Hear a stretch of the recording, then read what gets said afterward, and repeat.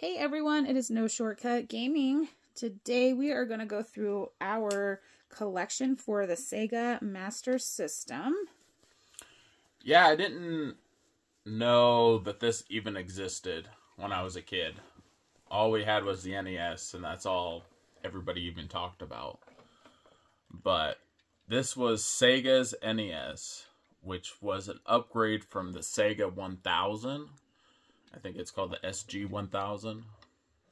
And they brought over to the US. And it's pretty cool. It's kind of like... So, there's a description on the case that shows you how it works for people in the 80s. Because they didn't understand how, computers worked and all that. Which is kind of funny. So, the cartridge reads, it goes on power, then it goes through the controllers, then it finally goes to the TV. Yeah.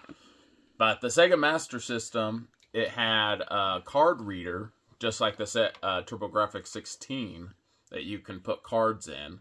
So it was card and cartridges. Yeah. But the cool thing about this system is that you can use your Sega Genesis controllers in it. Because it has the pin connectors. So they didn't change those until like the Sega Saturn is when they changed it. But when this came out, it finally had, what is that? The red, white, and yellow connector. Yeah. The NES didn't really have that until the later versions. But it was all RF. But yeah, it was a big pretty one. Cool. Yeah. We started collecting it when we started collecting, and I didn't know that this was even a console. Like, I was, hesitant to even buy it, just because when you start to look at the box art of the games, you will just think that, oh, somebody just made this. Yeah, it's that's why I was so hesitant to even start buying it. So we got some controllers here, and it came with, so there's 3 different types of controllers. Well, there's a lot. So you got the standard controller. And this one didn't have a start and select. Like, none of the controllers had start and select. The start is the number 1 button. And this one has a little knob. So this is a little different. There's one that has a stick, which we don't have. We don't got the stick one.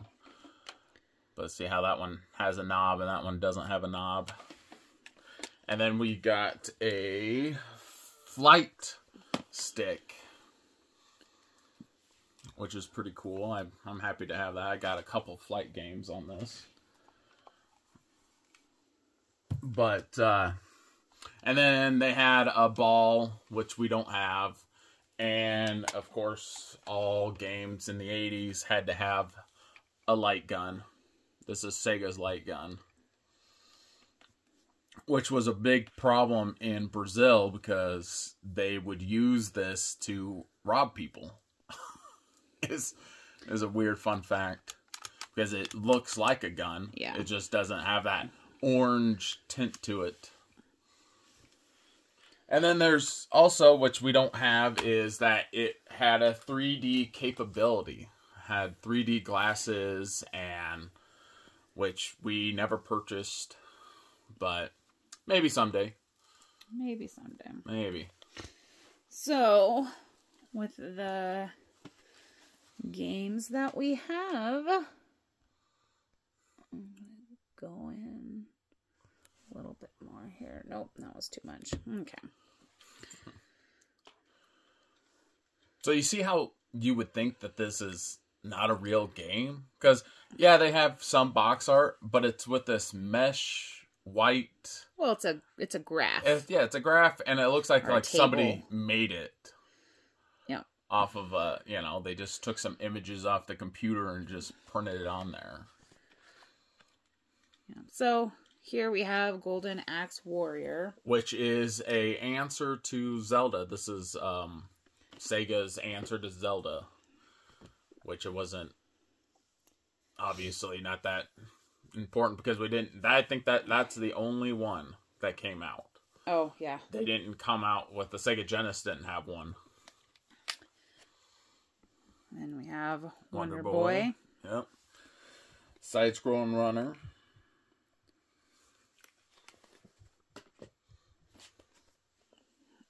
Double Dragon. Now, the thing about this one is that there's Double Dragon on the NES, but you can only play it in first person, as one person. This one, you can actually play the whole game in two-player mode. Rastin, yeah.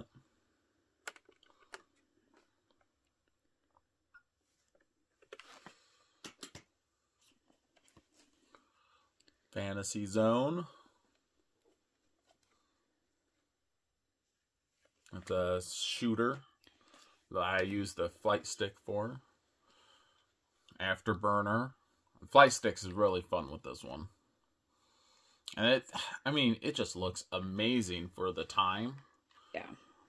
Like, if you take yourself back in the day, yeah.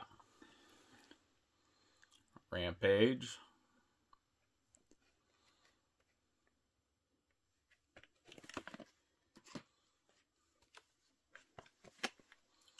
Choplifter. Yeah. And again, that's another good shooter for the stick. Pro Wrestling. Yeah, and I mean, look at that. Yeah. It just... Looks like someone made it on their computer. Yeah. Their super big computer in the 80s. And printed it off on paper. Yeah.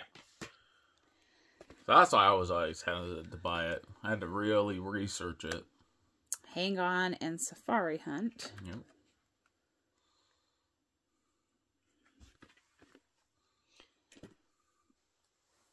Now we got loose cartridges. We got Black Belt. So this is what the cartridges look like a regular cartridge. Yeah, just smaller. Like, they kept with the Japanese cartridges because the NES is so much bigger than the Japanese counterpart. Galaxy Force.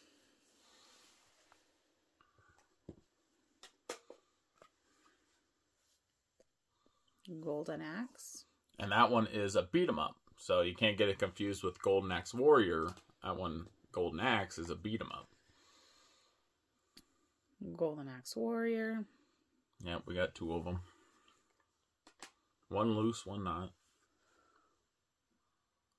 Golvilius.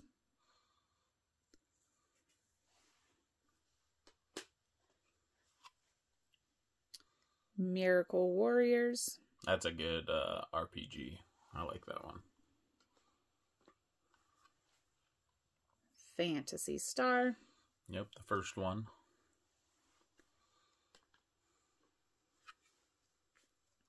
Rambo. That's a shooter. Shinobi.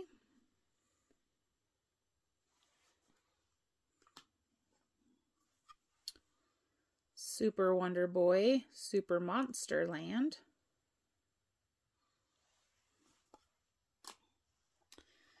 And Wonder Boy 3, The Dragon's Trap. Yep. That's what we have for our Sega Master System collection. Yeah, if you ever owned one, make sure you comment and tell us how great it was. We, like I said, we bought this when we were in our 20s, so it was significantly after. Yeah, yeah.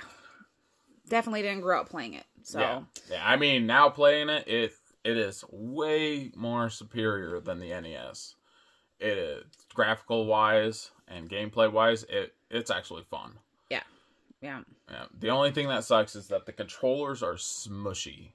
Like, they don't have the D-pad is just like, it's a very smushy controller. Yeah, and it's, on the NES, it's like, individual buttons. Yeah, it's individual buttons. And this is all one, which is never fun.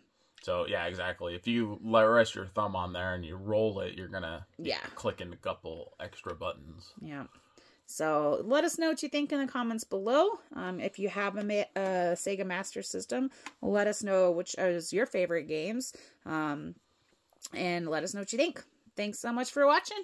Okay, bye.